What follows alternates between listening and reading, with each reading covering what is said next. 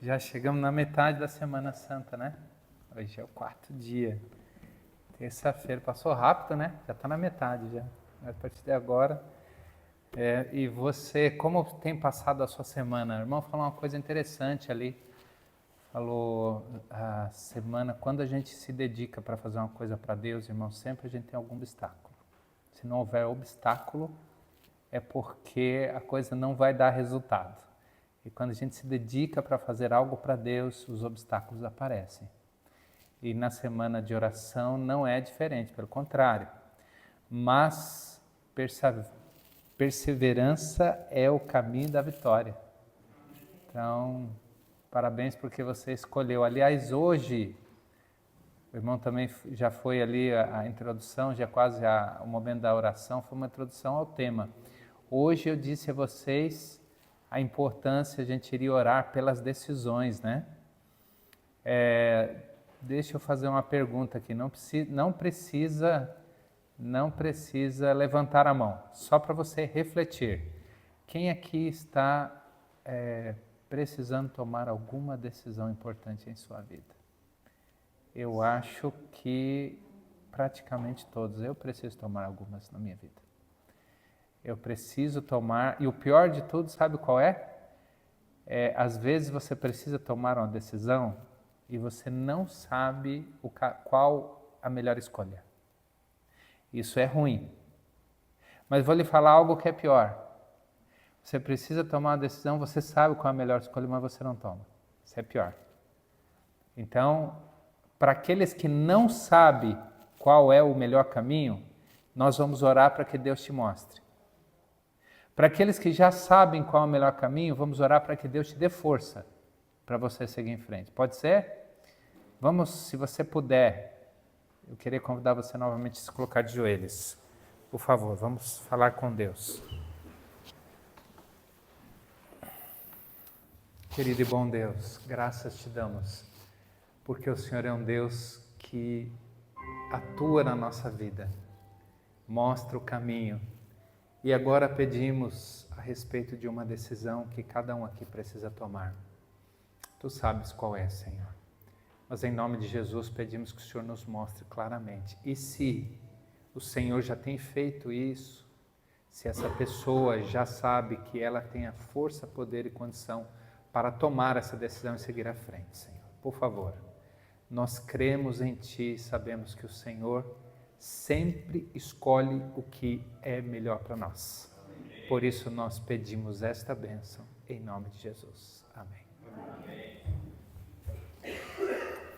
Glória a Deus. Amanhã, queridos, nós vamos orar especialmente pela saúde, tá? Saúde. Você, aqui eu tenho feito durante a semana, você tem reparado, acredito que tenha reparado, eu tenho feito várias perguntas de reflexão, porque é uma oportunidade da gente pensar e decidir. Semana de oração é muito importante para isso. E eu pergunto para você refletir, você tem tido algum tipo de problema ou doença que tem tirado a sua paz? Ou você precisa cuidar mais da sua saúde? Qual é a questão da sua vida? Nós vamos orar por isso amanhã, tá bom? Vamos orar especialmente para que Deus possa banir a enfermidade da sua vida. Se você tiver alguém também que você queira trazer na presença do Senhor que está com problema de saúde, aliás, qual família que não tem gente assim com problema sério de saúde, né? Então, por favor, venha amanhã que nós iremos orar por esta questão, tá bom? Muito bem. Você tem a sua Bíblia aí? Pega a Bíblia então. Talvez o texto mais conhecido da Bíblia. Acho que é o mais conhecido. Melhor, o capítulo mais conhecido da Bíblia. Nós vamos ver hoje um pouquinho sobre isso. Quem sabe qual é o capítulo mais conhecido da Bíblia? Qual você acha que é? Qual é? Qual é na sua opinião? Qual é o capítulo mais... João 3? conhecido, mas acho que não é tão assim. Qual é o trecho mais conhecido da Bíblia? João 14, não. Estou falando no geral, não estou falando de adventista, estou falando no geral. Não, adventistas também? É. Salmos 23. Isso, exatamente. Exatamente. Eu acho que o Salmo 23 é o mais conhecido. Ele tem sido recitado, falado, anunciado, escrito, exaltado. Ele tem sido por muitas pessoas, até pelas pessoas que às vezes não acreditam em Deus. Tem escrito, às vezes você vai em algum lugar, não sei se aconteceu com você já, de você ir em algum lugar e ter ali um quadrinho do Salmo 23. Eu sei que também tem Salmo 90, tem outros também, né? Mas o Salmo 23 provavelmente é o mais conhecido que tem e é o mais divulgado, né? Porque é conhecido como sendo o Salmo do quê? Como é conhecido? Salmo, pode falar.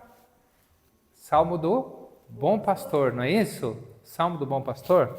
Hoje nós vamos ver que esse nome, ele não é um nome completo. Talvez a gente poderia dizer que esse nome para o Salmo, ele não é um nome completo, ele não assim transmite exatamente tudo o que o Salmo tem para dizer, né? Não é muito justo esse nome, né? Na verdade, quando se fala assim, o capítulo mais conhecido da Bíblia, o correto mesmo, né? Como os irmãos devem saber, se não aprende agora, o correto é que os salmos, eles não são capítulos, né? Os salmos, eles são o quê? O que são os salmos? São hinos, exatamente, né? Do mesmo jeito que você pega o inário, você tem um inário adventista agora, não tem? Novo agora, inário adventista.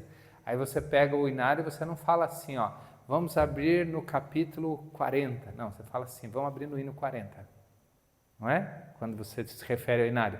Porque o salmo também deveria ser tratado assim, porque ele não é um capítulo, ele é um inário, né? Ele não é um capítulo de um livro, ele é um inário, ele é um livro de hinos, né? O Salmo 23, agora abre a Bíblia em Salmo 23, até nosso amigo já colocou ali, né?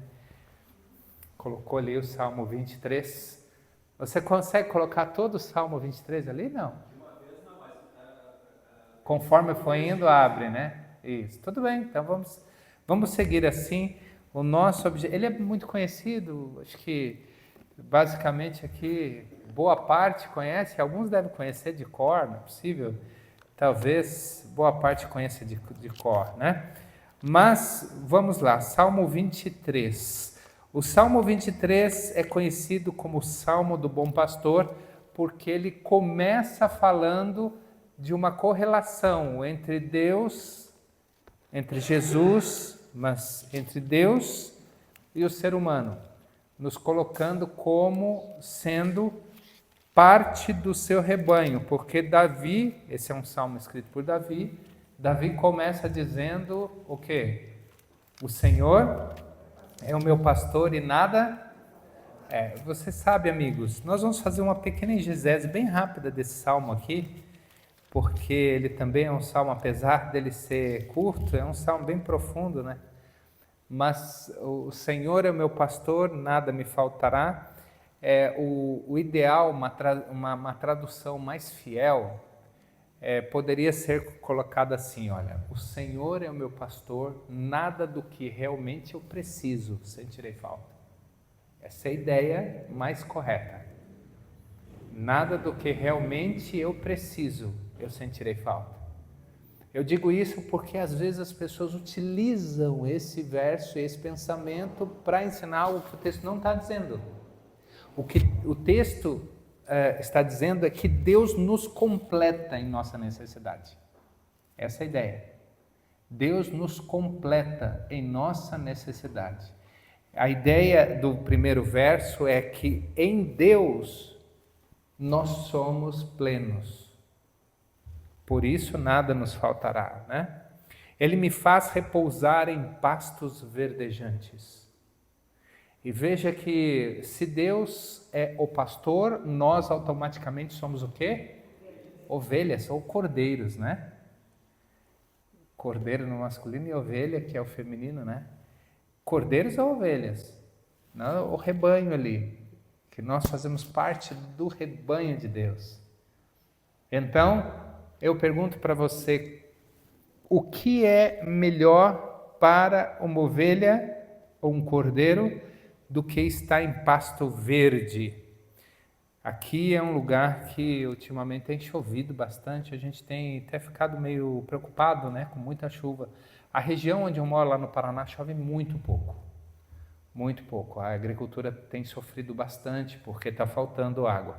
E quando fica muito tempo seco, e vocês devem ter acompanhado também períodos de seca aí no interior, aqui mesmo do Rio Grande do Sul, quando fica muito tempo seco, agora mesmo seco, quando chove, quando cai aquela aguinha, mesmo se seja assim um pouco de água, choveu durante 40 minutos, meia hora, você já vê a diferença até na grama. Ela já fica verde automaticamente. Já reparou isso? É uma coisa linda, né? Mas pasto é o que da ovelha, do cordeiro? O que é pasto? É um alimento. E um alimento verde, a ideia é de um bom alimento. Agora vamos colocar aqui, é lógico que Davi não estava se referindo apenas, ele estava fazendo uma analogia simples e direta aqui, com a nossa vida espiritual. Isso é claro, ele não está simplesmente falando, quando ele faz essa analogia, ele está falando que Deus é o nosso guia espiritual. E qual é o alimento do cristão? Vamos lá, gente, hoje é um sermão um pouquinho mais misturado com aula, né? É o quê? A palavra. E você já reparou como muitas vezes, às vezes você liga a TV ou vem em algum lugar, como dói a gente ver pessoas ou pregadores ou pastores pregando o que não é correto, da forma errada, conteúdo ruim, intencional, envezado. E às vezes quando você para assistir, parece até que dói um pouco o ouvido, né? Incomoda. Já aconteceu isso com você? Liga a TV, vê lá um pregador falando, fala, meu Deus do céu. Sabe por que isso? E isso é um bom sinal, não é um sinal ruim. Porque a ovelha que está acostumada com pasto verde, não come palha seca. Se você botar um pasto verde e palha seca e uma ovelha, um cordeiro estiver com fome, obviamente ele vai escolher o pasto verde. Só que você tem que se acostumar. Por isso a gente tem que tomar cuidado com isso também, porque se você acostumar a comer comida ruim, uma vez eu fui visitar uma pessoa, um irmão da igreja tinha uma criança lá, ele tinha um filho, né? Bem magrinho, aí eu falei, sem intenção nenhuma assim, né, incentivando, falei, rapaz, você está muito magrinho, você tem que comer mais. O garotinho devia ter uns 7, 8 anos, aí o pai dele disse assim, pastor, ele só come batatinha frita. Falei, você vai morrer comendo só batatinha frita. Então, ele só come batatinha. Aí eu pensei comigo, né, mas se deixar esse moleque sem comer, será que ele não vai comer outra coisa? Não, ele só come batatinha. Está acostumado a comer isso. E quando está acostumado a comer, obviamente tem dificuldade de comer qualquer outra coisa. Mas veja, o que você está acostumado a se alimentar espiritualmente? É uma boa pergunta. O que você está acostumado? E ele diz assim, leva-me para junto das águas de descanso, refrigera minha alma. Sabe, esse salmo ele é antigo e contemporâneo. E o salmista Davi tem falado que é necessidade é prazer Deus nos levar para o descanso. Não está falando de descanso eterno aqui, né? Está falando do descanso pessoal, espiritual. Nesse mundo de agitação, eu fico pensando, né? Isso foi escrito aqui há mais de 2.500 anos atrás. Eu fico pensando como era o mundo daquele gente e as pessoas já precisavam de descanso. E eu digo, quanto hoje se precisa de descanso? descanso de todas as coisas que assim acumulam em nossa vida. A gente fica cansado, mas o Senhor pode nos levar. E isso eu digo para você, amigos, você tem uma pergunta aqui, outra pergunta, você tem parado para meditar, para ouvir a voz de Deus? Porque assim, uma coisa é a oração, outra coisa é o estudo da Bíblia, outra coisa é a meditação. São coisas diferentes. A gente costuma usar a expressão meditação para se referir a quê?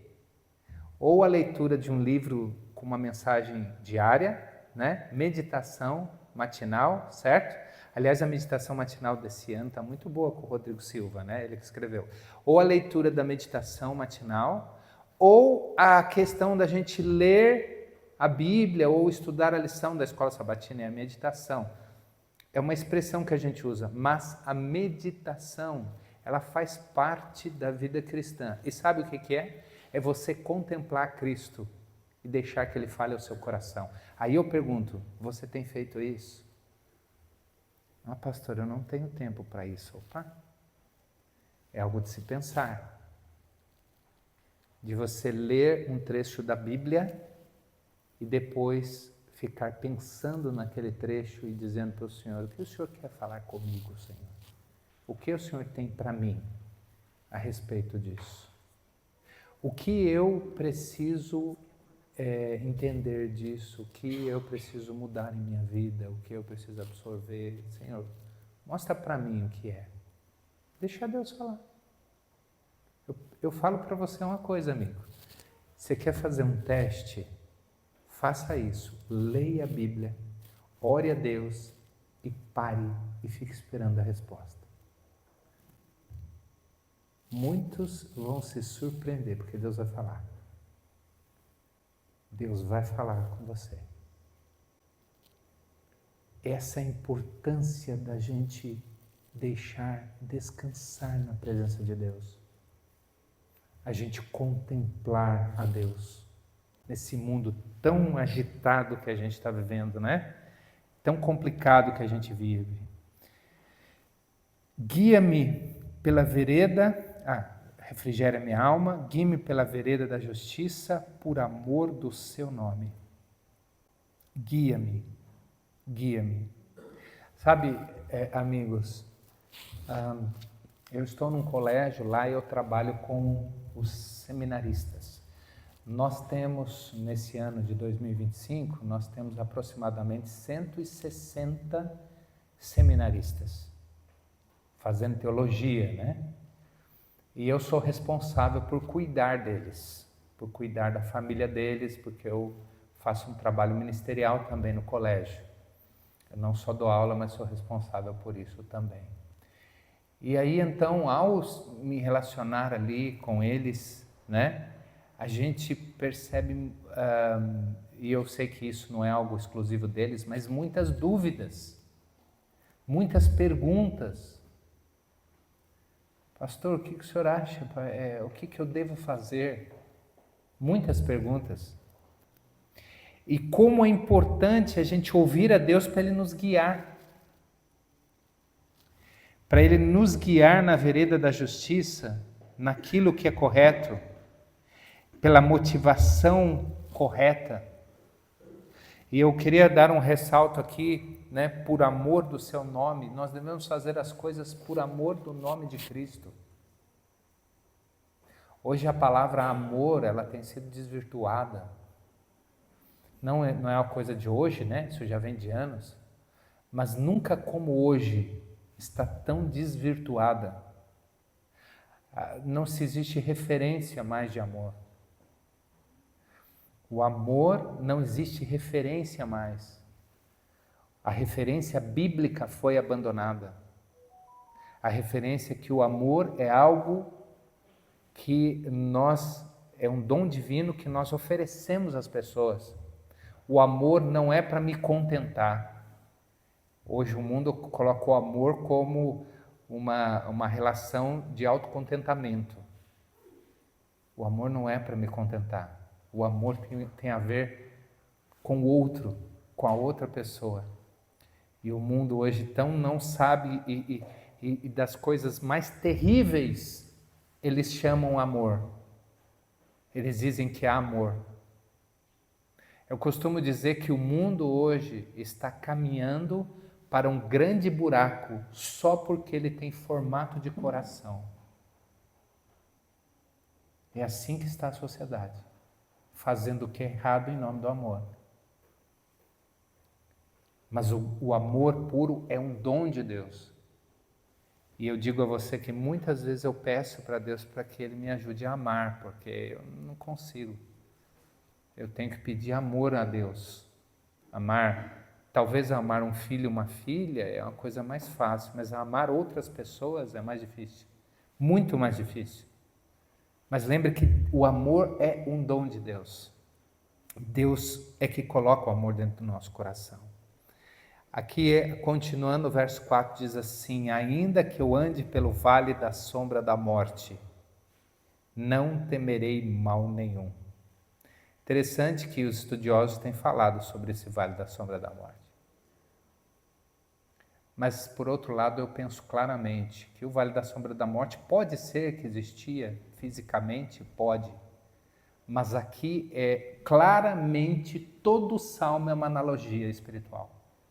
Todo salmo é uma analogia, porque eu não sou ovelha, eu não sou cordeiro, é uma analogia. Deus não faz eu caminhar em pasto, Ele faz eu caminhar em outros lugares. E a gente entende então que, sendo uma analogia, obviamente o Vale da Sombra da Morte é um lugar ruim de cada um. Cada um passa por isso. Qual é o seu vale? Talvez o seu vale é diferente do meu. Mas infelizmente todo mundo tem um vale da sombra da morte. Mas ainda a ênfase não é o vale.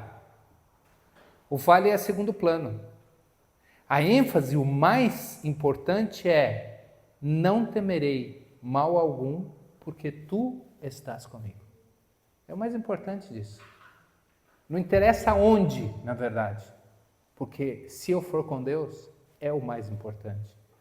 É o que realmente importa.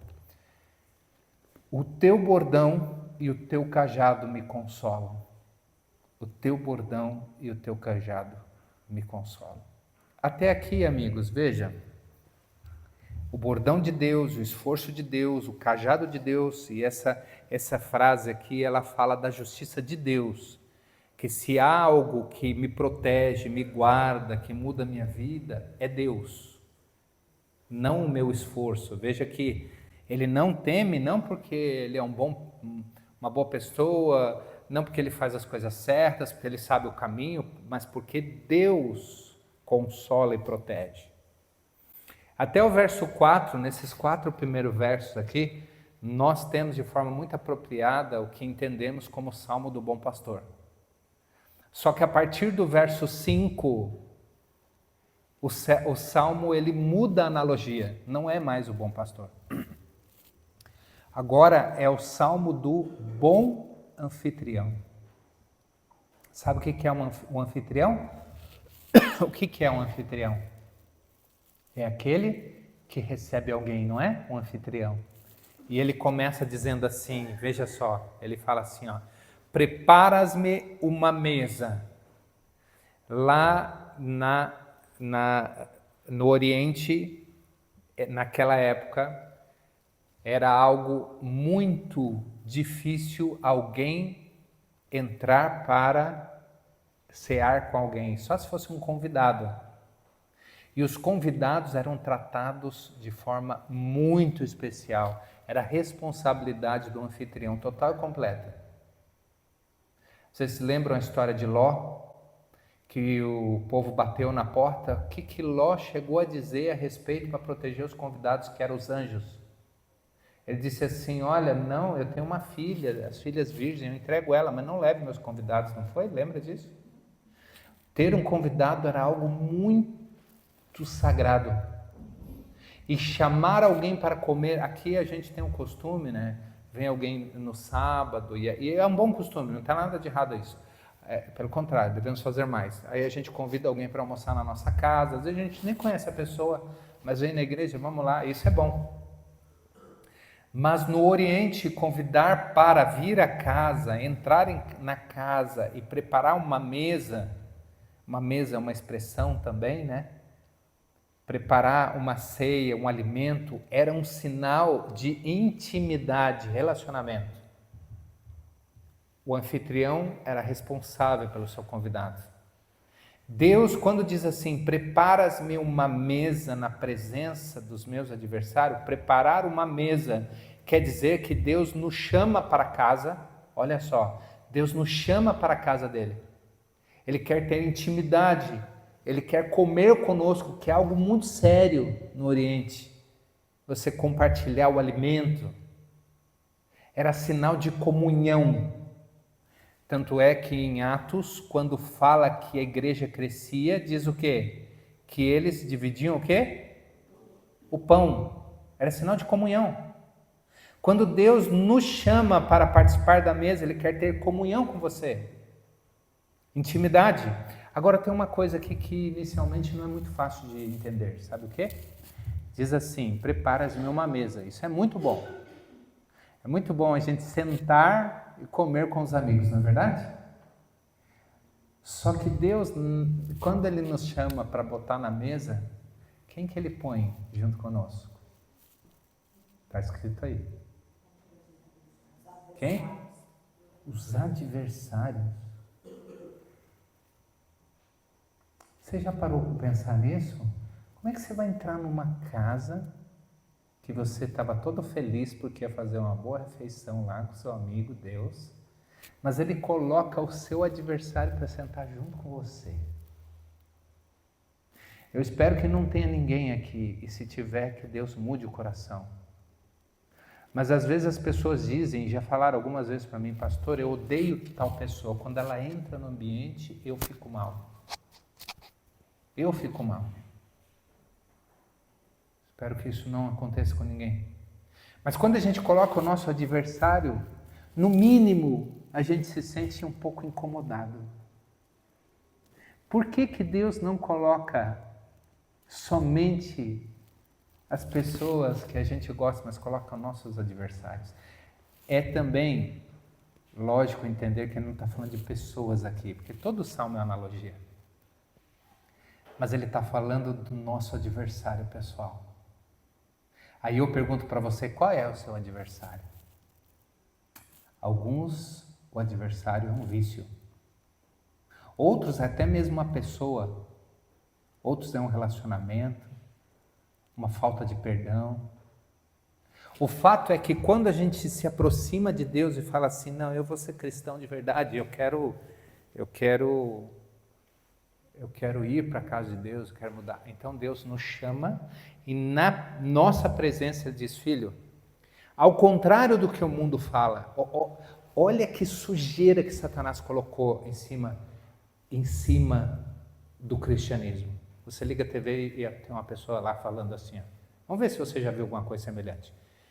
Eu estava no mundo, eu tinha uma empresa, eu tinha um carro, eu tinha uma casa e perdi tudo. Perdi tudo, perdi minha empresa, perdi minha mulher, perdi meu carro. Mas agora que eu vim para Jesus, que eu vim para a igreja, eu tenho 2 empresas, 4 carros, só falta o camarada falar que tem 2 mulheres. Né? Eu ganhei isso, ganhei aquilo. Já viu algum testemunho desse? Ou só eu que vi? Eu ganhei isso, eu recebi aquilo.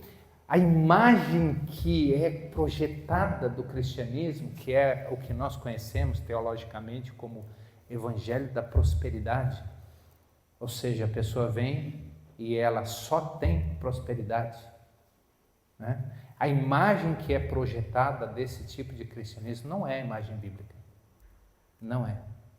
A palavra de Deus diz que quando nós entramos na casa dele, a gente se senta com os nossos problemas. Sabe por quê? Porque Deus nos coloca frente a frente com os nossos adversários, porque Ele quer que você resolva os seus problemas. porque qualquer outra coisa seria fugir. Ele quer que você resolva os seus problemas, que você, como diz a expressão, encare, enfrente. Ele coloca ali você, para que você possa lutar contra as suas tendências e ter vitória contra os seus vícios. Mas o mais importante, o mais interessante disso, não é que nós sentamos simplesmente na presença dos nossos adversários, mas sabe o que é? É o continuar, olha aí, ó. Unges-me a cabeça com o quê? Exatamente. O que no Antigo Oriente representava, o que na Bíblia representa o óleo, o azeite? O Espírito Santo. É interessante que Deus coloca a gente na presença dos nossos adversários, mas Ele não nos deixa só. Ele derrama sobre nós o quê? O Espírito Santo. Essa é a promessa. Unges-me a cabeça, ou seja, meu filho, você não vai enfrentar sozinho. É isso que a gente tem falado durante a semana aqui. Nós tomamos as decisões e vamos na direção para Deus, mas Deus não quer nos deixar sozinho e não vai deixar sozinho. Ele unge a nossa cabeça com óleo e sabe qual é o resultado disso? Sabe qual é a consequência disso? É o quê? O meu? Agora você vê assim um cálice, né? Um copo, um cálice. Quando você coloca assim o copo e o cálice e você coloca ali o líquido e ele vai enchendo, enchendo, enchendo até transbordar, isto é um sinal de prosperidade. Ou seja, a prosperidade, ela não é algo que você não pode ter na sua vida. Não é isso. Mas a prosperidade, ela tem uma outra conotação. Pode ser também muitas coisas, pode até ser bens materiais, pode ser também. Mas mais importante que isso é a vitória espiritual na sua vida, sob os seus adversários, na presença de Deus. Que Deus te capacita, que Deus dá poder para você ter prosperidade espiritual e você vence as suas dificuldades, os seus adversários.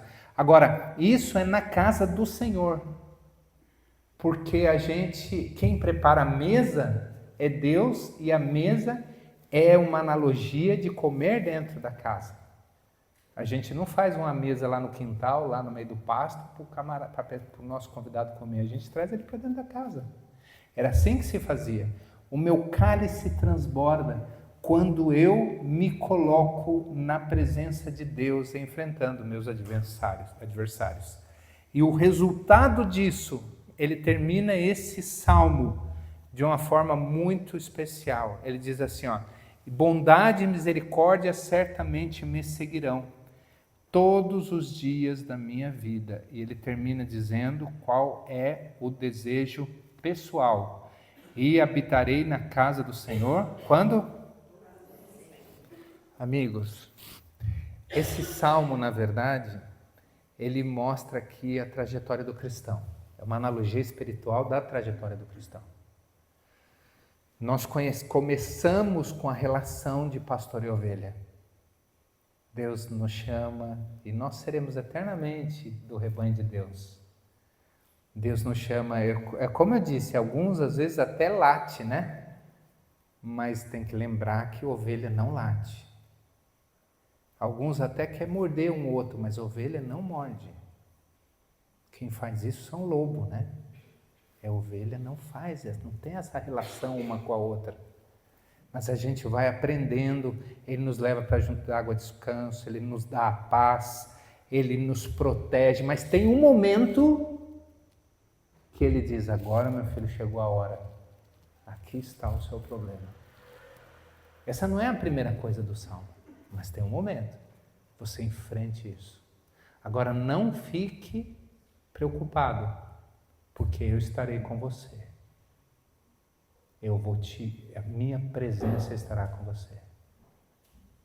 E o resultado será a vitória e a vida eterna. Esse é o caminho.